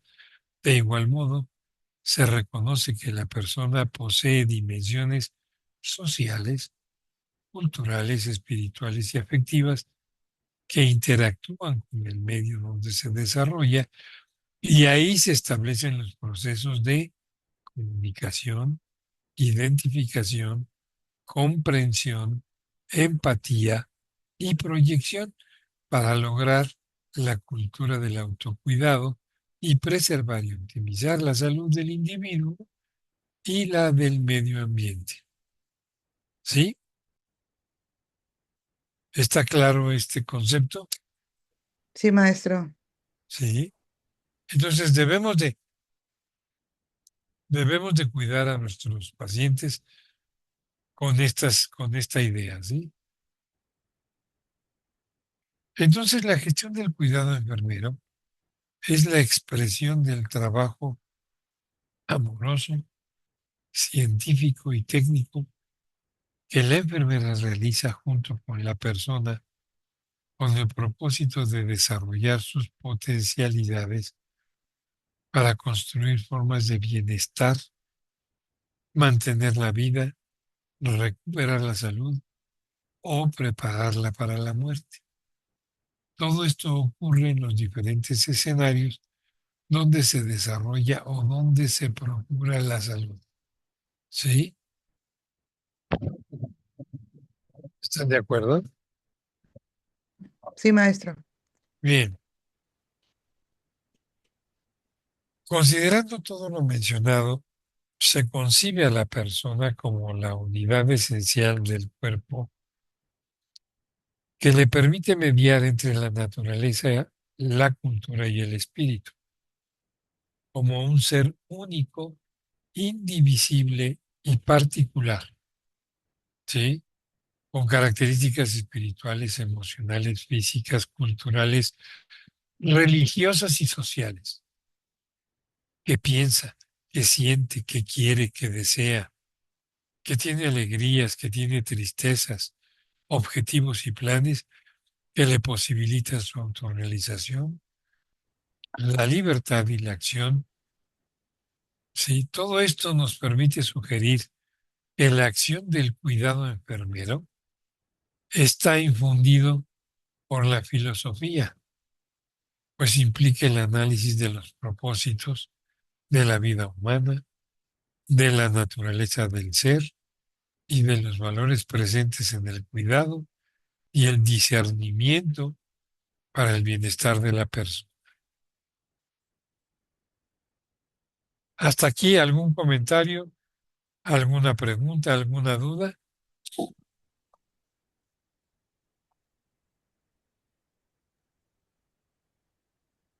¿No tienen comentarios? No, maestro.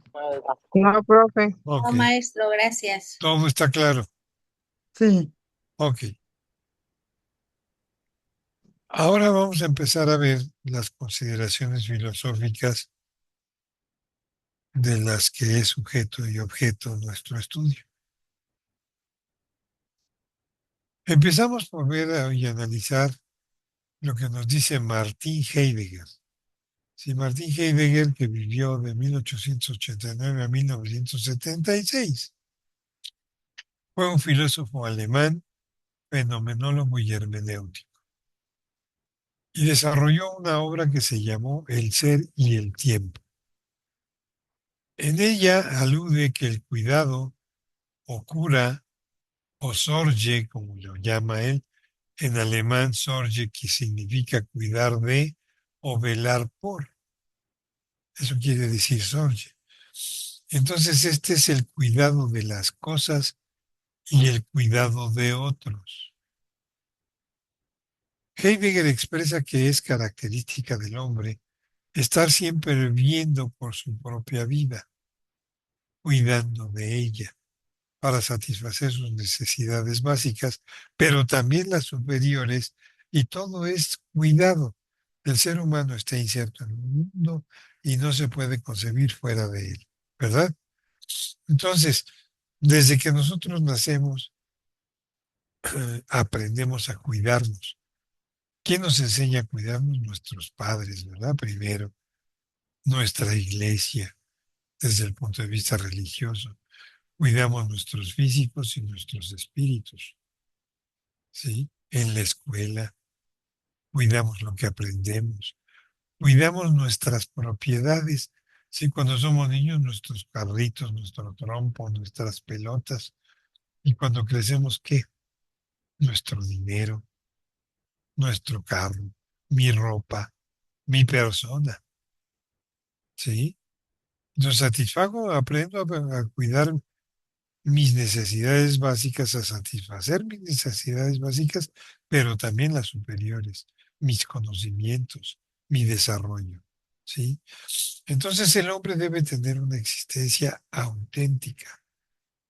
El hombre es un ser con los otros. Por lo tanto, debe cuidar del otro. Al propiciar que el otro se transforme, es que él mismo puede transformar su propio ser en la búsqueda de su esencia. ¿Sí? Esto sucede cuando hay matrimonios, cuando hay noviazgos, cuando hay amistades muy fuertes, ¿sí? Los amigos se transforman, se llegan a conocer tanto que nada más de verse saben lo que está pensando el otro. Y eso es encontrar la esencia como ser humano. Entonces, el personal de enfermería, enfermero o enfermera, debe desarrollar su propia conciencia de sí mismo, tanto como personal como profesional, para que con ello pueda encauzar la conciencia de la persona que cuida, con el propósito de reconocer su existencia y la posibilidad de llegar a ser a través del tiempo como una idea infinita. En consecuencia, los cuidados son continuos en todo el proceso de vida hasta la muerte. ¿Qué opinan de esto? A ver, Gabriela, usted que está en terapia intensiva, se enfrenta a muchas cosas de esta naturaleza. ¿Qué opinión le da a esto? Que la enfermera debe ser una persona profesional con conocimientos para que pueda, pues darle un cuidado al paciente, darle todo el proceso. Y Y ya ve que, además, bueno, reconocerse como persona ella misma, sí, aprender a cuidarse usted misma, ¿o no? sí, para poder hacer algo bien y poder cuidar bien a una persona, pues yo tengo que estar igual bien ¿Verdad? en Muy bien. salud física, emocional, espiritual también. Claro, por supuesto que así debe de ser. Después de Martin Heidegger aparece Milton Mayero. Milton Mayero fue un filósofo norteamericano, existencialista. Evidentemente él se desarrolló sobre los años 60 con mayor amplitud y desarrolló una obra que se llamó El cuidado humano. ¿Sí? En esa obra él afirma que los valores morales están inmersos en el proceso de cuidar y crecer. Cuando se cuida a otro, se crece. Quien cuida se autodetermina al seleccionar los valores e ideales que fundamentan su experiencia. ¿De acuerdo? Y Milton Mayero, bajo ese orden de ideas, hace algunas apreciaciones. La primera dice, conocer significa entender las necesidades del otro y ser capaz de cuidar adecuadamente, ¿sí? Saber las capacidades y fortalezas propias para responder como la persona espera, ¿sí? Como quien te espera, pues como el paciente espera, ¿sí? Porque el paciente también es un ser humano que tiene características. La segunda corresponde a lo mismo que nosotros esperamos, pero ahora con un conocimiento que puede ser explícito o implícito de todas estas condiciones. La tercera apreciación de Mayerov es la paciencia, que es permitir que el otro crezca en su propio tiempo, en su propio camino y a su propio ritmo. La cuarta, la honestidad. Esto significa estar abierto a uno mismo, para los demás y verlos como realmente son y como soy yo mismo. Se tienen que ser auténticos en el cuidado. Se debe desarrollar confianza. Y esto significa dejar ir, permitir que el otro crezca en su propio tiempo, a su manera, para ser mejor, lo que implica un riesgo y un salto a lo desconocido, ¿sí? Representa creer en el otro, en donde ambos crecen. Humildad, en el entendido que siempre hay que ser más, hay que hacer, perdón, que siempre hay algo más que aprender, incluyendo el aprendizaje de la persona y de los propios errores. La humildad también significa superar pretenciosas actitudes. Esperanza. La esperanza se debe basar en las posibilidades presentes y realistas sin confundirse con una ilusión. La falta de esperanza carcome todo sentido de dignidad. Finalmente, valor. Esta apreciación o esta fortaleza es fundamental, ya que el cuidado es un viaje a lo desconocido en cualquier relación humana. Esas son las apreciaciones de Milton Mayero sobre el cuidado enfermero. Es importante que ustedes las conocieran y es importante reflexionar sobre ellas, porque tienen muchas cuestiones que nos llevan a una profundidad importante en el conocimiento del cuidado. ¿Sí? ¿De Sí, acuerdo o no? maestro. Bueno, la próxima clase vamos a continuar con esto y vamos a conocer al filósofo que sigue, que es Michel Foucault. Bueno, se los voy a platicar, este es cortito. Foucault fue un francés, filósofo, historiador, psicólogo y teórico social.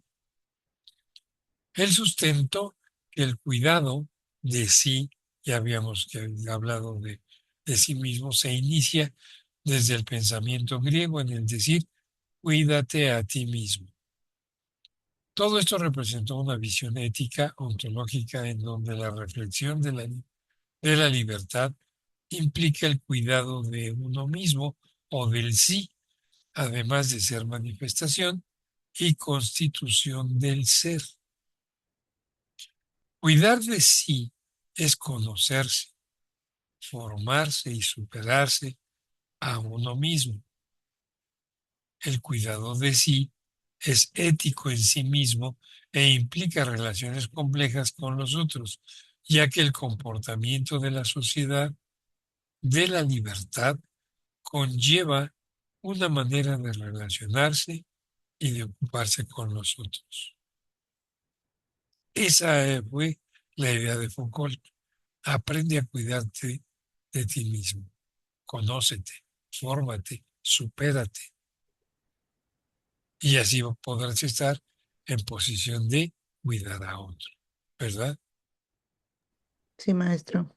Es que también si nosotros no tenemos salud, profesor, si no cuidamos de nosotros, no podemos ayudar a los demás. Es un ejemplo, por ejemplo, cuando tenemos que movilizar a un paciente. Si no Sí, tenemos el conocimiento para poder movilizar a un paciente, nos vamos a generar daño, lo que nos va a ayudar claro. a no poder volver a ayudar a alguien más. Y tenemos que aprender aquí entonces a pedir ayuda, Sí. a decir no puedo o no sé o no quiero generar un daño. Y cuando lo hacemos nunca nos da pena, nos van a decir que no sabemos, que somos torpes o que somos burros. ¿Qué nos pasaba en la escuela cuando los maestros decían, levante la mano al que no entendió? ¿Quién la levantaba?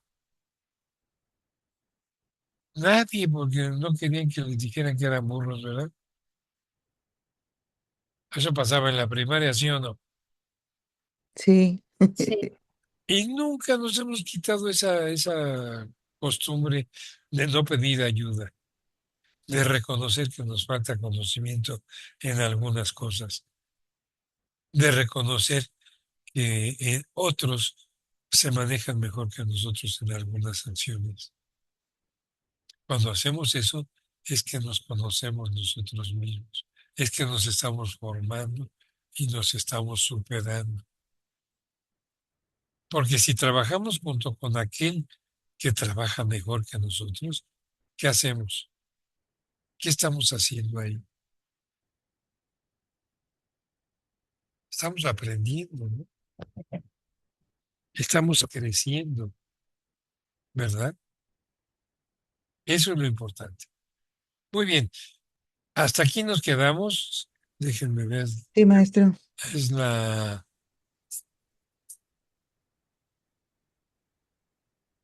Nos quedamos en la diapositiva 27, ¿sí? Sí. El viernes va a haber clase, maestro. Yo creo que no. No me han dicho nada, Nos pero avisan, ¿no? yo creo que avisan. Pero yo de todas maneras se los confirmo. Ok, maestro. Le mando a Karina un mensaje. Ujú, Yo les pregunté si íbamos a tener clase, pero yo me imagino que no. Si ok. acaso se trabaja será eh, lunes, martes, miércoles seguramente, hasta el miércoles. A partir de ahí, jueves, viernes y sábado, pues son días que no son festivos, pero son concedidos, ¿no? Sí, Entonces vamos a ver qué nos dicen, muy bien, maestro. ¿sí? Sí, Mientras tanto, que tengan un magnífico fin de semana, reflexionen sobre lo que hemos sí, platicado. Creo que es interesante, sí, es- nos va a hacer pensar mucho este tema, Y ¿verdad? gracias, sí, maestro. maestro, muchas Me gracias. dio mucho gusto de estar con ustedes Igualmente, y maestro. que estén muy bien, ¿eh? Que tengan un fin de semana excelente. Gracias, maestro. Hasta luego, maestro. Hasta luego, Gracias. que les Bonito vaya fin de muy semana. bien. Igual para Hasta ustedes. luego, profe. Para, Hasta Ah, para luego. todos.